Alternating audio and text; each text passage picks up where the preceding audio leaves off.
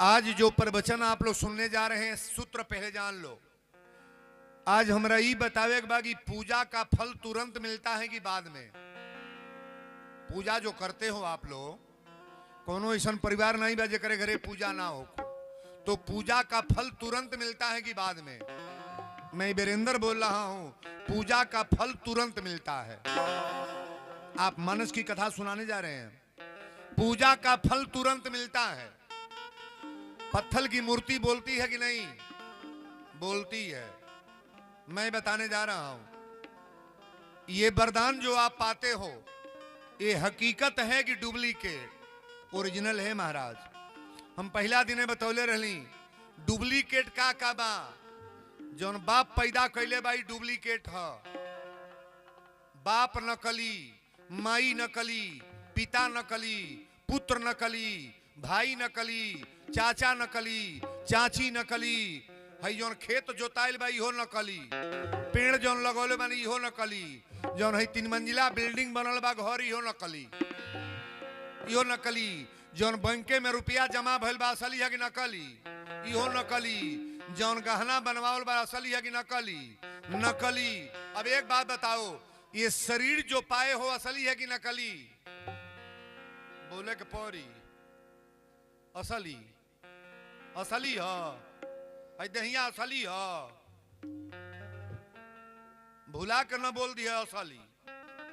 अच्छा इहो छोड़े के बाकी ना हो। वीरेंद्र बाबा कई लाख लोग रोज जुटावता है, हम ये शरीर छोड़ेंगे कि नहीं? तो जो छूट जाना है असली है कि नकली? नकली। जितने लोगों का नाम मैंने लिया, जितने वस्तुओं का नाम मैंने लिया, ये सारे चीज नकली है महाराज। अब एक बात बताओ, परमात्मा असली है कि नकली? बोले के पौरी नकली। भगवानो नकली हो, गुड़िया के माई भगवानो नकली। एक असली है, कौन? जिस भगवान की कथा आज आप लोग श्रवण करने जा रहे हो, भगवान नकली नहीं है जी। और भगवान को नकली मानने वाले आप मनुष्य के जीवन में कतई नहीं आओगे। मैं एक रिकॉर्ड बोल रहा हूं, एक ही असली है। दाता एक राम, भिखारी सारी दुनिया। यहां सब मांगने वाले हैं। ये टेंट हाउस लगाए हैं ना, ये मांगने वाले हैं। पंडित जी पूजा कर रहे हैं, मांगने वाले हैं। वीरेंद्र बाबा कथा कह के मांग रहे, मांगने वाले हैं। लीला वाले मांगने वाले हैं। यहाँ कथा जो सुनने आया है, ये सब मांगने वाले हैं। देने वाला मालिक एक है कि दो? नहीं बोलोगे? हमने के सब जने भिख मांगा है। केहू मंदिर में जाके मांगा था, केहू घंटा बजा के मांगा था, केहू कथा कह के मांगा था, केहू साउंड बजा के मांगा था। कहो कौनो तरह से मंगही के बा, देने वाला मालिक एक है। एक चीज आपको करना है, ऐसा चौपाई डेली गाया करो कि नाथ सकल संपदा तुम्हारी, मैं सेवक समेत सुत नारी। भगवान ये परिवार आपका है। कभी अपने को ना कहो, कभी ना कहना है खेत मेरा है, ये मकान मेरा है, ये गाड़ी मेरा है, ये शरीर मेरा है। आपका कुछ नहीं है, सब ये परमात्मा का कहो कि भगवान खेत राउर हो, बेटा राउर हो, ये गाड़ी घोड़ा राउर हो, ये संपत्ति राउर हो, ये गहना बिखो राउर हो। जब हमने के कुछ ना बा, तो हमने के बा का केवल भगवान को पकड़ो ना। और एक बात बता दें, परमात्मा के मंदिर में जाकर कुछ मांगो नहीं। खेती मत मांगो, नौकरी मत मांगो, रुपया पैसा मत मांगो, कोई प्रॉपर्टी मत मांगो। मांगना है तो केवल डायरेक्ट भगवान को मांगो ना। भगवान आपके घर आ जाएंगे तो कुछ की कमी रहेगी? कहो इतनी पर तो जौन मंगाता। कोई जन महिला को लिए वीरेंद्र बाबा हमार जवान बेटा मर गल, मर्द मर गल, बाप हो बाप, हम भगवान के नाम मानी ले। तन तकिया हमरे और जौने घर में दुर्गा जी के फोटो धइल बा, हनुमान जी के फोटो धइल बा, केहू के घर नहीं बा जेकरी घर में फोटो ना हो। कहो नहीं खे? सबकी घरे अगरबत्ती जरता, पूजा होता, और वही घर में लहसुन प्याज डाल के इतना बाजारी से काट के आयल बा, और वही घर में धुआं दिया था जहां पूजवा होता। अब बतावा देवी देवता रही हैं कि भगी हैं? हिलावा मुड़ी एतर कस के रही है एतर कर रही है रहिया हो। अरे कम से कम भगवान से भी डरो ना। मैं खाना मना नहीं करूंगा, लेकिन देवी देवताओं के स्थान पर आप ऐसा घिनौना क्या कार्य कर रहे हो? ऐसा गलत काम करने वाले व्यक्ति के घर में ऐसा ही मौत होता है। मरना जीना सबको है, लेकिन ऐसा कार्य न करो कि भगवान को धोखा दे दो। महाराज, भगवान को धोखा देने वाला व्यक्ति कभी सुखी नहीं होता है। अब वीरेंद्र कथा रखने जा रहे हैं। कल आप लोगों ने कथा सत्यवादी राजा हरिश्चंद्र का सुना।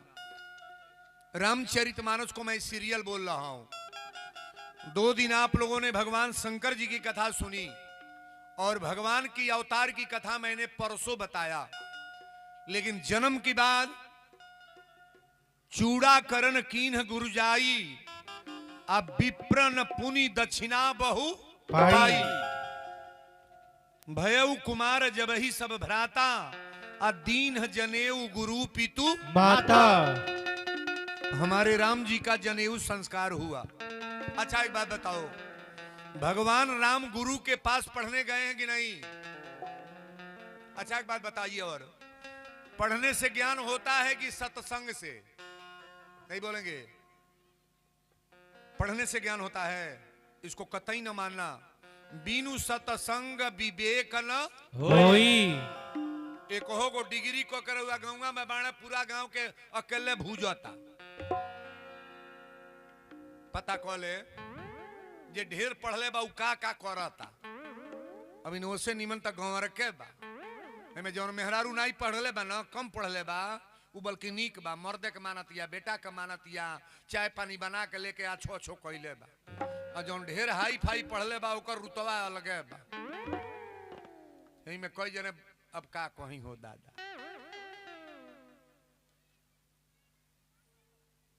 बहुत हाई फाई वाली पतोही के चक्कर में न पड़ी हो। सुंदर न होके काम चल जाई, चेहरा नइखे निक काम चल जाई, लंबाई कम बा काम चल जाई, छोटहन बा काम चल जाई, कम पढ़ले बा काम चल जाई।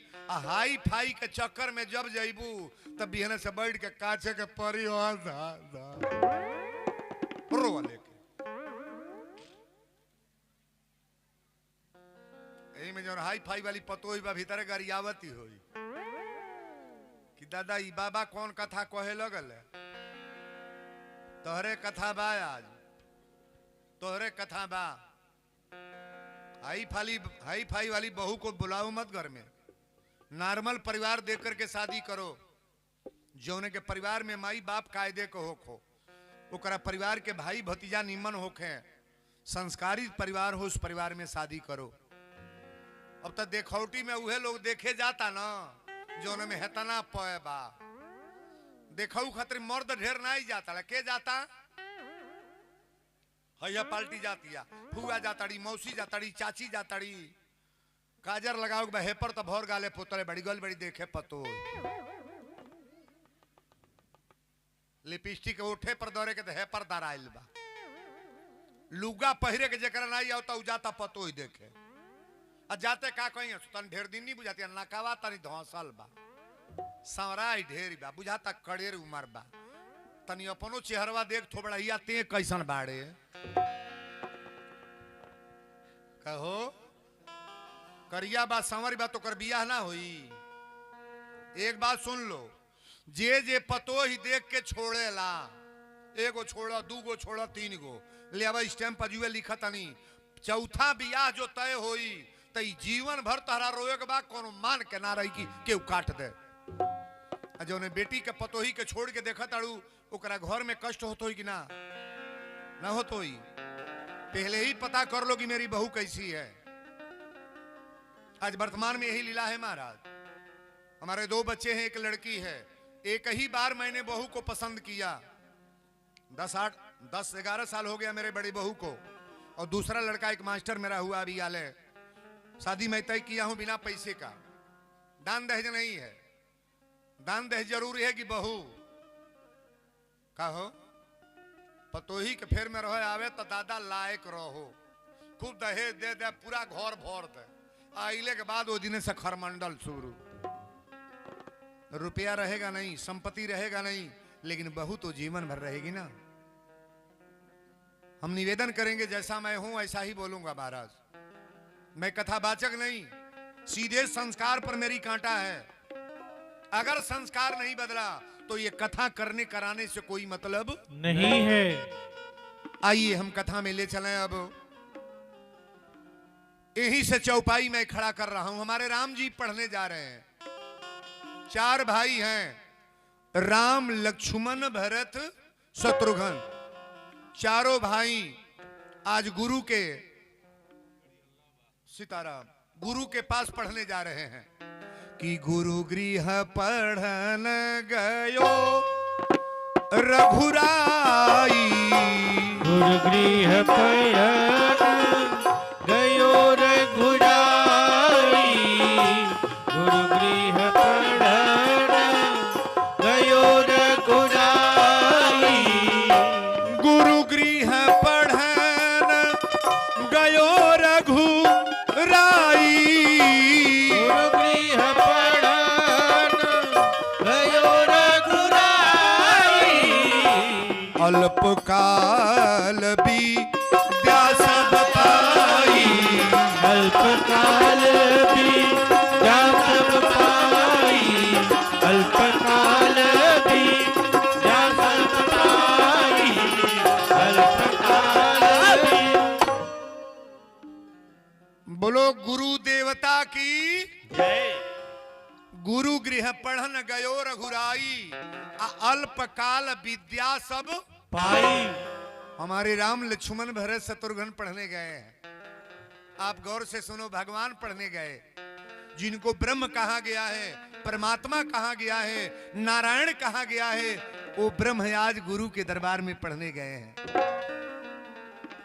प्रातः काल उठ के रघुनाथा, माँ तो पिता गुरु नावही माथा। राम, लक्ष्मण, भरत, शत्रुघ्न सुबेरे उठ के प्रणाम करें अपनी माता पिता के। ईमानदारी से बोलिएगा, हमें कौन ऐसे पिता हैं जिनका पुत्र सुबेरे प्रणाम करता है? थोड़ा हाथ उठाइएगा। जेकर बेटा गोड़ लागत होखे, अरे एको जना उठावा जा, जवरवा के नाव बची जा। केहू के ना एक जनी उठौले बहनी बा। जेकर लड़का सुबेरे प्रणाम करत होके ओका कोनी हाथ उठाव। इतना बड़ा पंडाल में 2 जने उठौले बड़े, 3 जने हो गए। चलो बरियाई से उठा दा लोग। ऐसा न दुलार करो कि घर में बिगड़ जा। 3 जने उठौले बड़े। हेमे तनी माई लोग उठावे कि केकर बेटा सुबेरे गोड़ लागेला। नगदे जने बाड़ू जा हो। 3 3 6 3 9 3 12 बा ठीक बा। अच्छा तो तनी हो बता दो, एमे के ऐसन महिला बा जे अपनी मर्दे के सुबेरे गोड़ लागेला?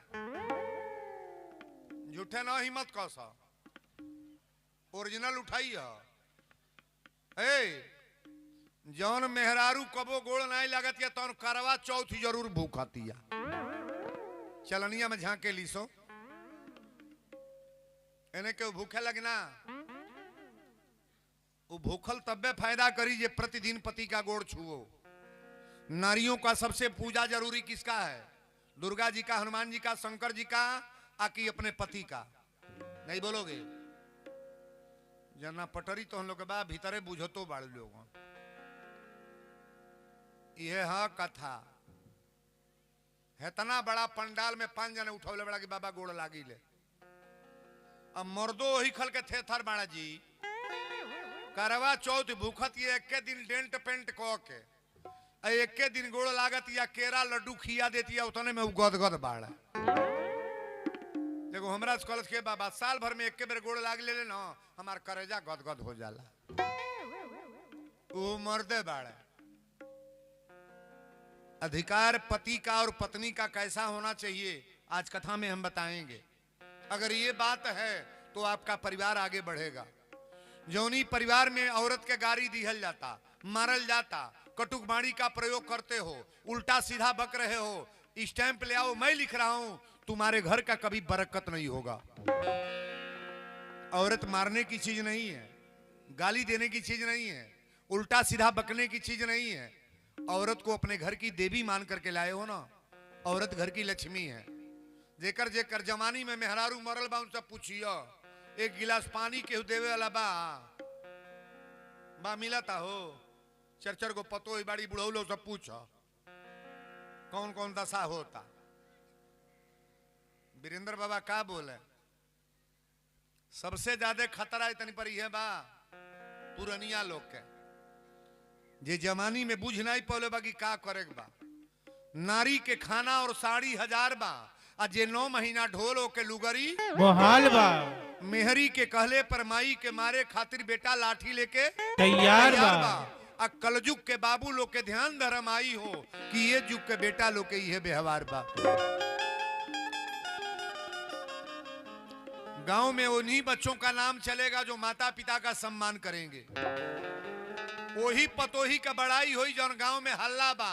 हाँ तो बाबू संवरी हो लेकिन बड़ा चरित्रवानी बा, सासू के सेवा करे ले, ससुर के सेवा करे ले, बड़ी इज्जत के साथ रहे ले, सबके खियोले के बाद खा ले। आज ले कबो एकरा से सासू से झगड़ा ना भई, तनी हो उठा देता के सन बाजे करे आज ले सासू से झगड़ा ना भइल बा। उठैया है तो 3 3 6 दू जने और बड़े लोगों ना गवा खूब लड़ा पटक पटक मारा बुढ़िया के, पूरा पंडलवे नहीं उठावा था। पिड़रा एरिया हम तक कहीं चैंपियन बा, लेकिन बड़ा गौजिया बुझाता जी।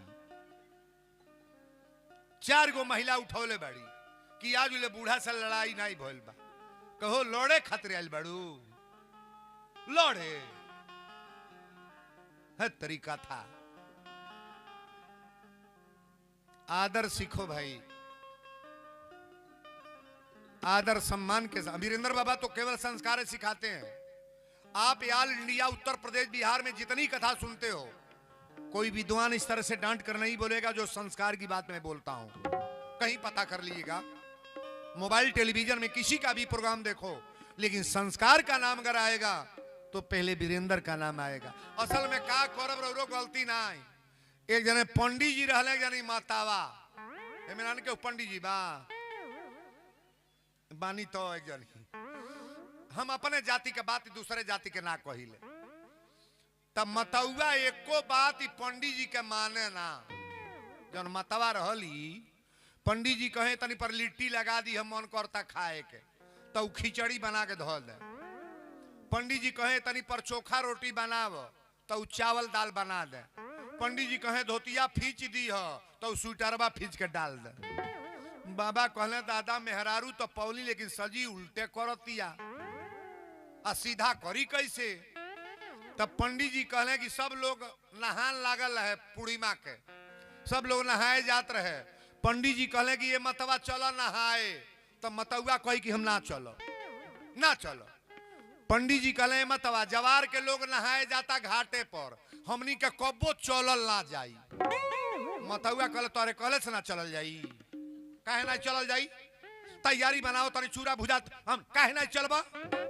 पंडित जी कहले हमरा लहले बा, जब उल्टे बुझत या तो उल्टे बुझाव। सगरी तैयारी मतवा बना देली, टिकट कटा देली, बसे पर बैठा देले, आ लेके गईले घाटे पर गईले। तब पंडित जी जब घटवा पर जाए तो रास्ता बांधल बा जहां ढेर पनिया बा। पंडित जी कहले ए मतवा बतिया भुला गईला पहला वाला, उनका कहल चाहत रहे कि ये पार न हो, ओ पार न हो, तुम न मतवा ये पार न आई। पंडित जी कहले रसरी बांधल बा,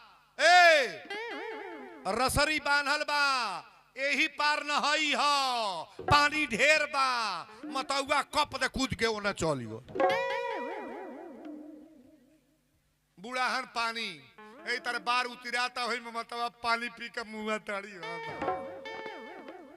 मतवा बूढ़ के मर गो, अब मर के दही गइल। पंडित जी उठले तब पश्चिम से पूर्व पड़े धारा बहता, पश्चिम और जो होता धारा बही तो दही है न जाई, है न जाई हो मतवा।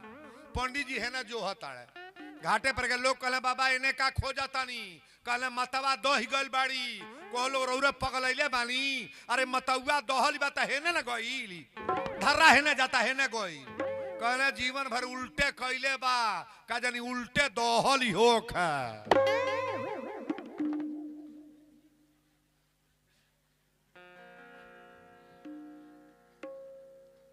बुझाता बतिया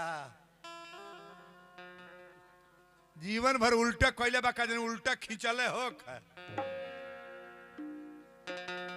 हाथ जोड़ करके मेरा निवेदन है उल्टा काम न किया करो आप उल्टा करोगे तो काम गड़बड़ हो जाएगा ना तो जीवन भर बुरा करने वाले की बुराई मैं हटाने जा रहा हूं और कथा यहीं से प्रारंभ है प्रातः काल उठके रघुनाथा माँ तो पिता गुरु ना वही माथा तुलसी बाबा चौपाई देखी बाल कांड के हमरा राम के जन्म की बात बड़ी सुंदर भाव दिले यह सब चरित कहा मैं गाई यह सब चरित कहा मैं गाई यह सब चरित कहा मैं गाई आगिली कथा सुनहु मन लाई राम सिया राम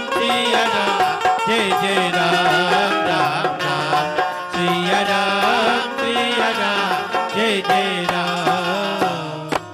अब तुलसी बाबा यहीं से कथा बदल रहे हैं यह सब कथा कहाँ मैं गाई आगिली कथा सुनहु मन लाई।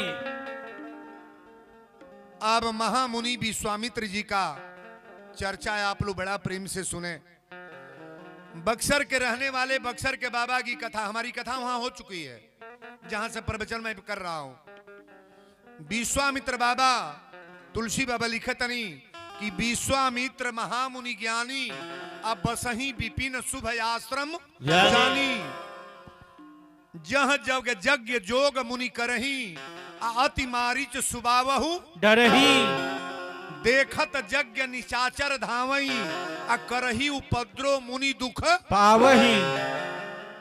विश्वामित्र बाबा जब जब यज्ञ करत रहे सारा राक्षस लोग जुट के इनका यज्ञ बर्बाद कर देते रहे महाराज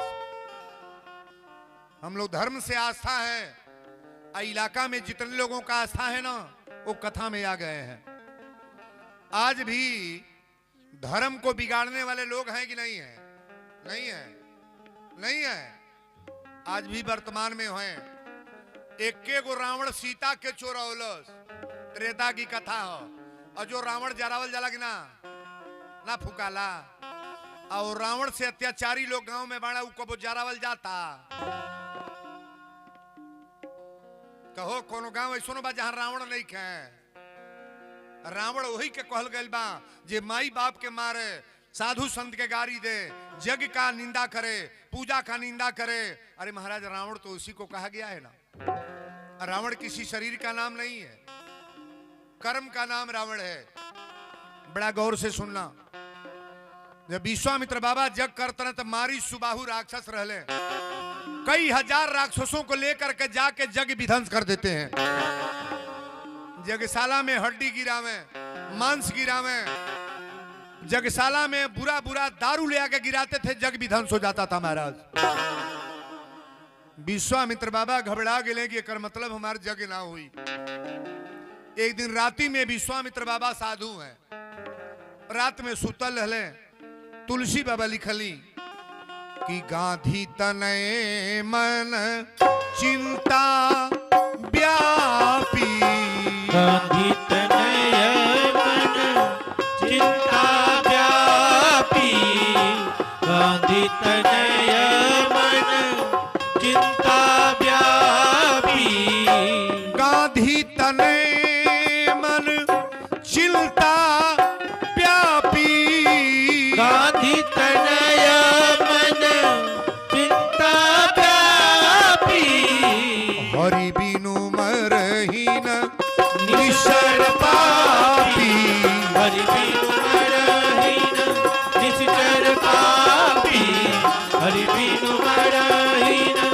निश्चर पापी हरि बिनु मरहीन। गांधी तनय मन चिंता व्यापी हरि बिनु मरहीन निश्चर पापी। रात में सपना में देख लें कि भगवान के बिना ये जग मेरा हो नहीं पाएगा तब मुनिवर मन कीन विचारा, अब प्रभु अवतरहि हरन मही भारा। भगवान का अवतार अयोध्या में हो गया है। तुलसी बाबा रामायण में लिखले कि ज्ञान विराग सकल गुण ऐना, असो प्रभु हम देखब बर नैना। विश्वामित्र बाबा विचार के लगी आज अयोध्या चलब। अच्छा एक बात बताओ, साधु का आसरा लोगे तो आपका काम बनेगा कि नहीं? नहीं बनी। अब कौन दलाले के फंसा लो तो ही लिया जाइबा तोहरे और से उल्टा बोली। 12 नंबर वक्त जब फोनवा करता ना तो दू जने से मिल के फोनवा करेला। एक बात गौर से सुनना, जो जो दूसरों को बिगाड़ने के चक्कर में पड़ेंगे, आप गांठ ले लेना कि पहले आपको ही बर्बाद होना है, तब वो पार्टी बिगड़ेगी महाराज। जे जे अपना के दादा बनल पहले ठोका गए, बचल हो गंगा में ताकिलो 50 बरिस चोरी कैले बा, अब 50 बरिस के बाद साधु बन जाता, कौन नाव धराई? पहला की बाद वाला। तुरंत लोग कही चोरवा ह साधु बनल बा, चोरवा ह साधु बनल बा। तू जबले जी हैं तबले वो नाम मेटी ना। आज भी वाल्मीकि का नाम लोग रटते हैं, उल्टा नाम जपत जगजाना, अब वाल्मीकि भय ब्रह्म समाना। आज भी वाल्मीकि की बुराई ली जाती है, तुलसी की बुराई लोग देखते हैं, और वाल्मीकि तुलसी में अच्छाई क्या है? अरे इसे भी जानने का प्रयास करो ना। विश्वामित्र बाबा विचार के लगी अब अयोध्या चलो। तुरंत अयोध्या का रास्ता पकड़ ले, अयोध्या जा रहे हैं विश्वामित्र बाबा। ज्ञान विराग सकल गुण ऐना, ज्ञान विराग सकल गुण ऐना, ज्ञान विराग सकल गुण ऐना, सो प्रभु हम देख भी भर नैना। सिया राम जय जय राम राम राम। सिया राम जय जय राम। मुनि आगमन सुना जब राजा, मुनि आगमन सुना जब राजा, मुनि आगमन सुना जब राजा, मिलन गयो ले सकल समाजा। सिया राम जय जय राम राम राम। सिया राम जय जय राम। बोली श्री विश्वामित्र जी महाराज की। मुनि आगमन सुना जब राजा, आ मिलन गयो ले विप्र समाजा। दशरथ जी ये बाबू जितना बढ़िया बढ़िया लोग पंडित साधु रहले सबके लेके गईले। दुआरे पर अगर साधु आवता ना तो जान ले हमार कल्याण होई, अगर साधु आइल गइल बन कर दे तब जान ले कि हमार बर्बाद होके के बा। रावण एके गो साधु के लात मरले रहे। कौन साधु? साधु अवज्ञा कर फल ऐसा, अजरही नगर अनाथ कर जैसा। के लात मरलस त लंका जोरल, के कुंभकर्ण के। अरे बुढ़िया उल्टे बोलतिया। के मरले रहे? रावण घर में एगो साधु रह। एक बात सुन ली, जेकरा घरे भगवान के भक्त पैदा होले ओकरा घरे द्रोही भी पैदा हो जाले। प्रहलाद अगर भक्त भइल तो ओकर पिता द्रोही रहल कि ना? मीरा अगर भक्त भइल तेकर भाई राणा द्रोही हो गई। विभीषण अगर भक्त भइल तो रावण द्रोही हो गई। सेवरी अगर भक्त भइल तब पूरा घर के लोग द्रोही हो गई। लेकिन जब ले घर भर दुश्मन ना हो तब ले भक्ति प्राप्त ना हो। साधुआल बना दे बाबा ना। इनका बापे से पूछिया माई से, जैया कुटी बनावे लगल, चंदन करे लगल, तहिया लोग खिलाफ कैले बाकी ना, सब खिलाफत करेला। लेकिन आदमी जब रंगता है और रंग जाएगा तो माता पिता भी आदर करेंगे कि मेरा लड़का बढ़िया किया है। वीरेंद्र बाबा जैया हारमोनिया लेके जान और साइकिली पर, हमारा गाँवे के लोग द्रोह करे लागल। पिताजी से लोग कहे तार बेटा ड्रामा बनावता, नाच बनावता, हम अपन कहता नहीं। बाबूजी 2 बेर कुआं में पानी में फेंक दिले हारमोनिया, तबला फेंक दिले, अरे बैठ बैठ रोई। और जब हमारे लिए दुआरे पर बढ़िया बढ़िया डीएम एसडीएम विधायक संसद आवे लगल, हमार बाप कह दिले कि बेटा कुछ कैले, हम जौन अपनी जीवन में सोचल नहीं तो हमार बेटा कैले। बता लिया बढ़िया रे। सकरौली में अरबपति लोग होंगे, कोई जानता है? और मेरा नाम हम नहीं क्यों जानता हो, क्यों नहीं जाना? एक जन जनी है तो 50 जन से कहीं है कि वीरेंद्र बाबा खमाऊ जानता नहीं। हमारा गांव के केहू मरे तो केहू रोई, हम मरी तो क्यों जानना रोबो लोग। अच्छा केकरा केकरा कष्ट होई तनी हाथ उठाइया तो बाप बाप इतना लोग रोवे के तैयार बा। काम ऐसा करना चाहिए कि आपके मरने के बाद लोग रोएं, आपके मरने के बाद लोग रोएं। कबीरा जब पैदा हुए जग हंसे हम रोए, पूरा घर हंसेला, हमनी के रोवत पैदा होखल जाला। कबीरा जब पैदा हुए जग हंसे हम रोए, ऐसी करनी कर चलो कि हम हंसे जग रोए। ये दुनिया वाले रोए और हम हंसते चले जाएं भगवान की दरबार में। ये कथा है महाराज। विश्वामित्र बाबा जब गईल बड़े तो दशरथ जी अपन विप्र समाज लेके गईले, आसन से ले आके और दुआरी पर अपना आसन पर बैठौले, पानी लेके थरिया में पहले गोड़ धोले, और गोड़ धोला के बाद दशरथ जी कहे कि महाराज आने का आगमन का कारण बताएं। विश्वामित्र बाबा कहे राजन हम बड़ा चिंतित बनी। कहे का धन चाहिए? कहे कि ना। कहे रुपया चाहिए? कहे कि ना। कहे सेना चाहिए? तो कहे नहीं। कहे चाहिए का? तो विश्वामित्र बाबा तुरंत कहले के हमको दूसरा चीज नहीं चाहिए, अपने राम लक्ष्मण को दे दे, मेरी जग संपन्न हो जाए। आज जब दशरथ जी इतने बतिया सुन ले, तलाक दे जमीनी पर गिर गए। कहले महाराज संत होके मांगते मांगते आप क्या मांग लिए? हमारे पुत्र राम लक्ष्मण को मांग रहे हैं। अच्छा एक बात बताई, वीरेंद्र बाबा 4 गो बेटा जकरा बाड़े 5 गो लड़का या अनहर बा, अनहरा के वीरेंद्र बाबा मांगे केहू दे, जवार में दे केहू। ईमान से बोलो, वीरेंद्र बाबा अगर कोई दे कि पिरड़ा ग्राम सभा में 2200 टोला के लोग सुन ले तो हमके 2 डिसमिल जमीन केहू दे दी कि ना? नहीं मिली, नहीं मिली हो। इतना बुढ़िया हिलावती है तारे दादा, न मिली। कहतिया हम पहले देव खेत। अरे हमको रुपया मिल जाएगा, खेत मिल जाएगा, प्रॉपर्टी मिल जाएगा, लेकिन कोई औलाद देगा? औलाद नहीं देगा। लेकिन हम संपत्ति के भूखे ने एक चीज देना। वीरेंद्र बाबा के परसों विदाई बा, एक बुराई अपनी जीवन का हटा लेना मेरा यही इच्छा है। तालिबिया बरिया रे। धन संपत्ति के भूखे हम नहीं हैं।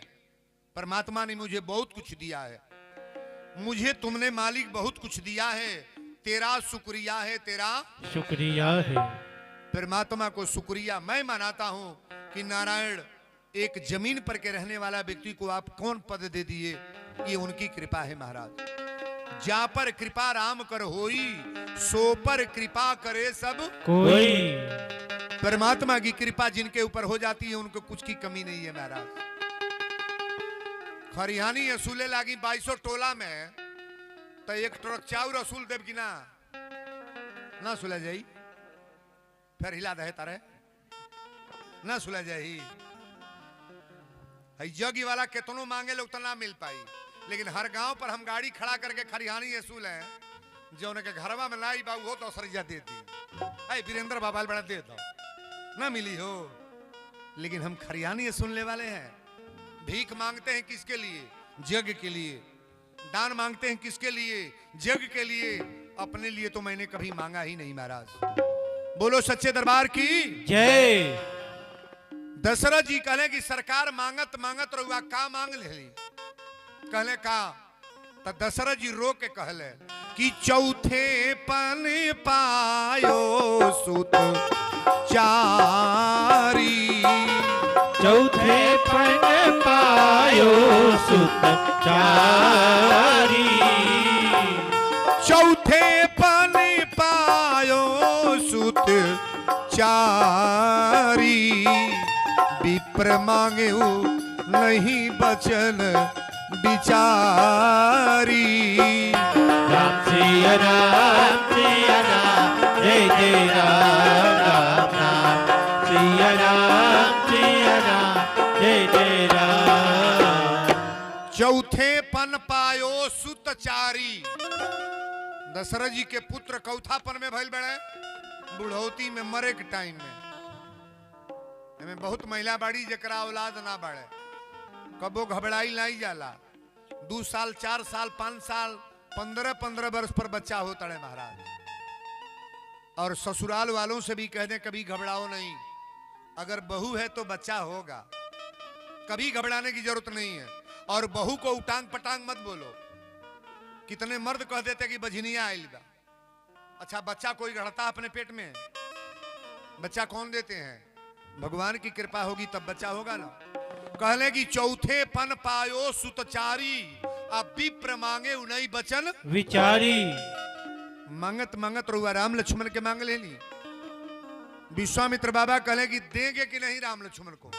कहले कि ना राम देत नहीं बनत गोसाई। कोई बगलिया में गुरु वशिष्ठ जी रहने कहे राजन ए राजा दशरथ। कहले हाँ सरकार। कहले कि ना ही काहे कर तड़ा? कहले कि राम लक्ष्मण के ना दे। कहले क्यों क्यों नहीं देंगे? कहले कि चौथा पन में हमारा 4 गो पुत्र भइल बने राम, छोटे छोटे बच्चे, और ये यज्ञ कराने के ले जाए राक्षस मार दे तो। वशिष्ठ जी कहले तोरा 4 गो बेटा कैसे भइल है? कहले यज्ञ करावल गले तो भइल है। राम लक्ष्मण के जन्मवा कैसे भइल? यज्ञ से। अब विश्वामित्र बाबा का करावे के मांगत है? यज्ञ। आप बताओ भगवाने के दिहले पर बेटा बेटी बारी फुलवारी बा, और भगवाने के जग में नहीं दोगे तो आपका काम सफल होगा? वशिष्ठ जी कहले राजन प्रेम से राम लक्ष्मण को इनके साथ लगा दो। दशरथ जी रोवे तो लगले, रोवे लगले, लेकिन राम लक्ष्मण के लेके गए। अच्छा बताइए साधु लेकर जा रहा है तो कल्याण होगा कि नुकसान? नहीं बोलोगे? नुकसान होगा। 4 गो पतो ही लेके अला दशरथ जी। के लेके गई? विश्वामित्र बाबा लेके तो जाए लगले। चक्रवर्ती नरेश दशरथ जी कली की सरकार मेरे छोटे छोटे बच्चे हैं, इन राक्षसों से बचा करके। वशिष्ठ जी कले राजन आप झूठे चिंता कर रहे हैं, ये बच्चे नहीं हैं। जो ब्रह्म आपके घर तैयार, आपके घर ब्रह्म आए ना, जाकर नाम सुनत शुभ होई, आ मोरे गृह आवा प्रभु सोई। ये परमात्मा है। लेके गई रास्ता में पहले मिलल बा तारका। तारका राक्षसी है महाराज, रावण की खानदान की बेटी है। तारका चलल बा हु के। विश्वामित्र कहे कि राम ये राक्षसी है मार दो। एक ही बाण प्राण हति लीना। एक के बाण में तारका मर गई। आज जब तारका मर गई तो लेके विश्वामित्र बाबा गई बक्सर में, जहां यज्ञ होत रहे ताकब है। विश्वामित्र बाबा कहे कि राम यही जगह है, सारे राक्षस अभी आएंगे, यज्ञ होने नहीं देंगे। देवो बाबा के टंगरी खींचे वाला कम लोग नहीं बा। परसंगा जन उमड़वा पर मिल कहले बाबा उनके जाल जाए के जोगी में प्रधानी लड़े जाता है। हम रुको प्रधानी बनना करा दे। काले मंचे पर शपथ दियौली प्रधानी ना लड़ी है, आ कबो ना लड़ी है। सुन लो प्रधानी लड़ी है तो नाम इनका बात मिटा जाएगी ना? ना मिटा जाएगी। प्रधानी प्रधानी नहीं लड़ेंगे। कल मैंने मन से बोला लेकिन अगर संत के भाव में है, आप सभी लोग इनके साथ जुड़ने का प्रयास करो। आही मंदिर जितना अधूरा लौकता, तनी तनी दान दिया जाए, 2200 टोला तब मंदिर बन जाए। ताली बजा बढ़िया रे। हमार बात ही देव बाबा मन है, तो लोग ना मनबो, ना मनबो। अच्छा केकर केकर इच्छा बाकी बाबा मंदिर बन जाता नहीं तो उठाइबा लोग का हो बाबू तोहरे दुश्मनी बा, उठा हाथ बजा ताली गड़गड़ा के।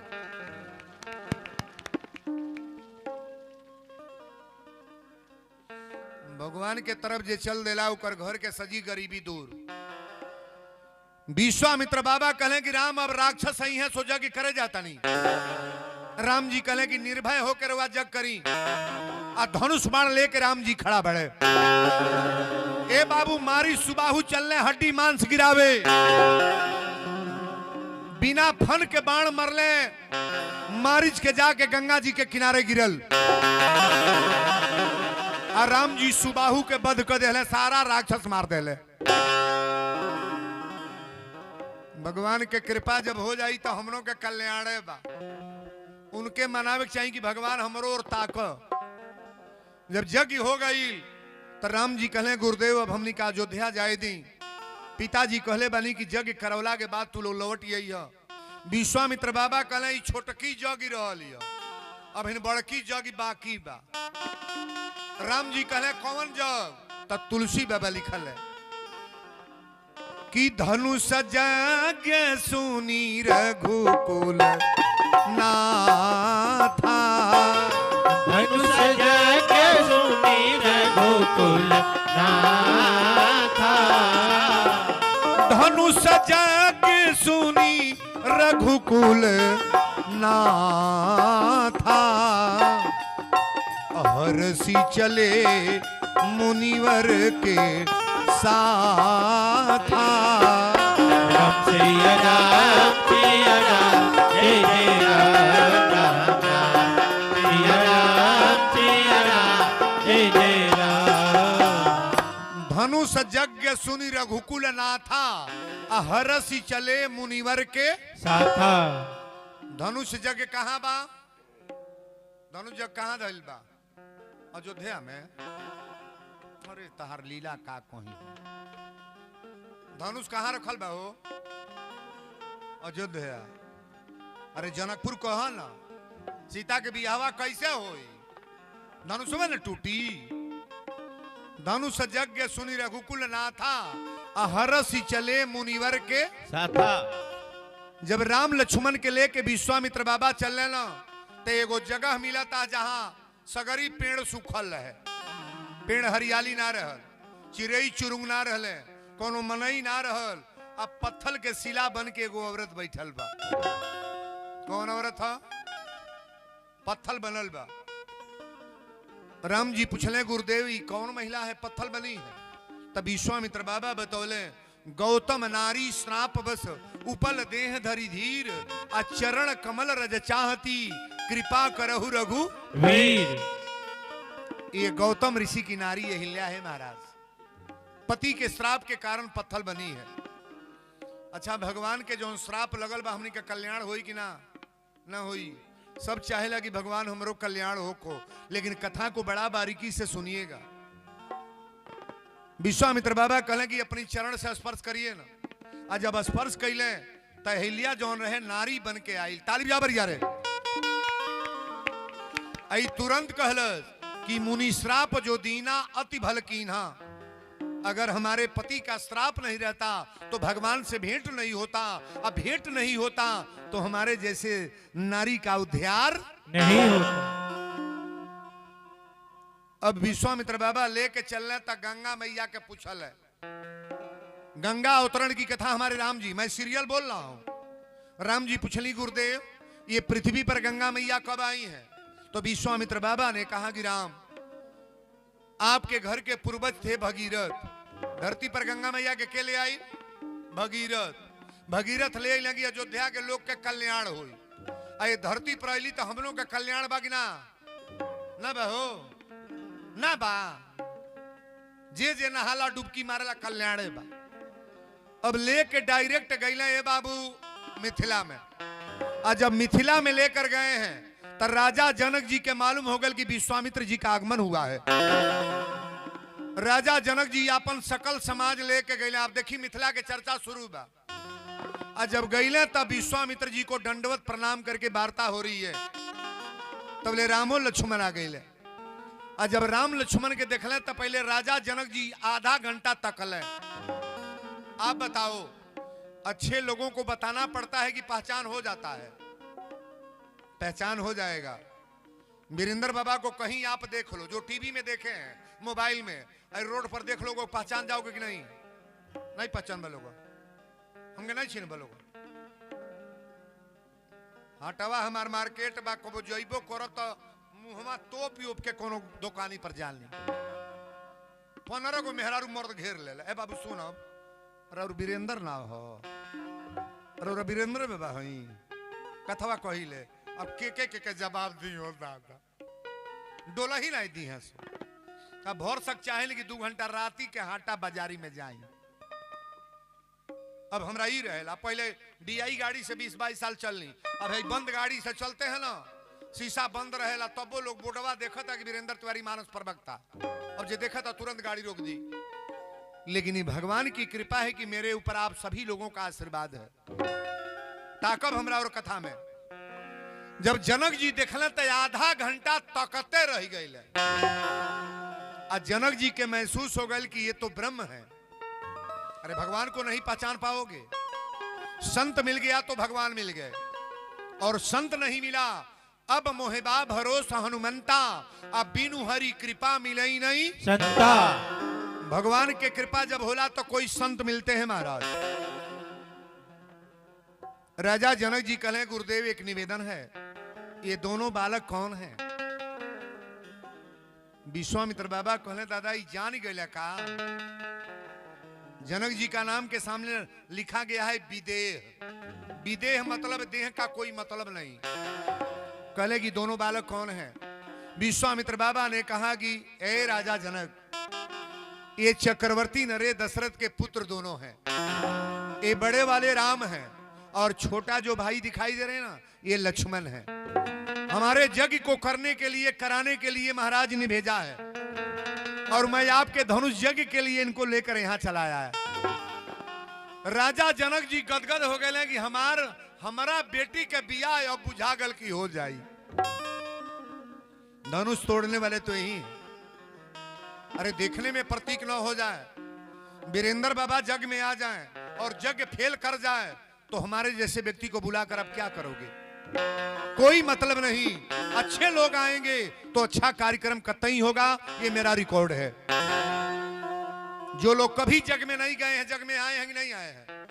जे कबो कथा सुने ना गल बा तेहु आइल बा, जेकरी घर के बेटी पतोही कबो ना गइल बा कहीं, वो कथा में आइल बा कि ना आइल बा? त काहे? ये जान रहे हैं कि वीरेंद्र बाबा मेरा कल्याण होगा, और कल्याण करने में जा रहा हूं। कथा को ध्यान देना। अभी तक राजा जनक जी अपन सेना समाज लेके चल गए। राम जी कहले, गुरुदेव एगो बात कही। कहले का? त लक्ष्मण चाहता ना जनकपुर देखल।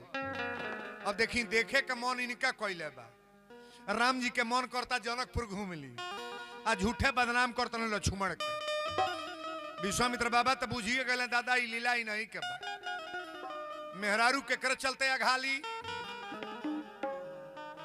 मालिक जाए लगे हैं सुकरौली चाहे बाजार में ना, तो कहीं रो कलिया सरुआ तो तनी बर्गर दूगो बनवले आई।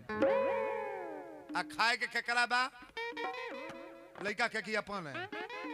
कलिया सरुआ तो तनी आधा किलो मूंगफली ले ले आई। हाई कलिया सरुआ तो तनी चाट बनवले दूगो प्लेट। मालिको बुझत ना दादा एक मन कैले बा खाए। विश्वामित्र बाबा कहले, राम